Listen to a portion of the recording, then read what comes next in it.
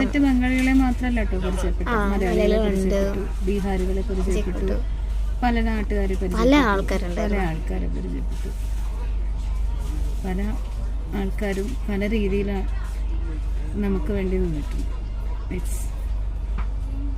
അവരുടെ ആരുമല്ലായിരുന്നു കേട്ടോ. ഞാൻ ഇവിടെ ഉള്ളത് കൊണ്ട് വന്നതാണ്, പക്ഷെ എനിക്കതൊരു ലൈഫ് ടൈം എക്സ്പീരിയൻസ് ആണ്.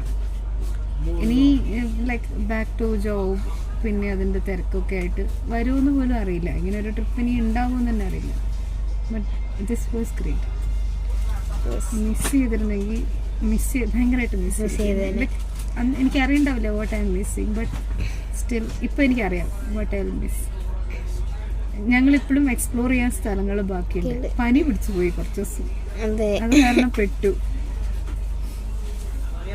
എല്ലാവരുമെങ്കിൽ കുറച്ചും കൂടി നടക്കായിരുന്നു. ഇനി വരണം മാർക്കറ്റൊക്കെ എക്സ്പ്ലോർ ചെയ്യാൻ, കുറച്ച് പൈസ ഒക്കെ ആയിട്ട് കുറെ സാധനമൊക്കെ മേടിച്ചുകൊണ്ട് പോകാൻ. എന്നാലും ഒരു ദിവസം തിരിച്ചു വരാം. ഭൂമി ഉരുണ്ടല്ലേ ഇരിക്കുന്നേ, അങ്ങനെ ഞങ്ങൾ നടക്കാം.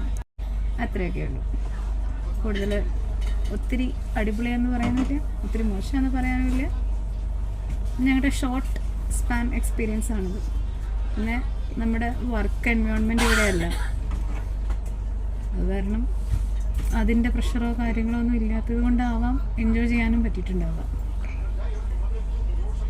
പിന്നെ ആവശ്യത്തിന് സമയം കിട്ടി. ലൈക്ക് ഒരു ഹറിബറി ഓടി നടന്നുള്ള കാഴ്ചയൊന്നുമില്ലായിരുന്നു.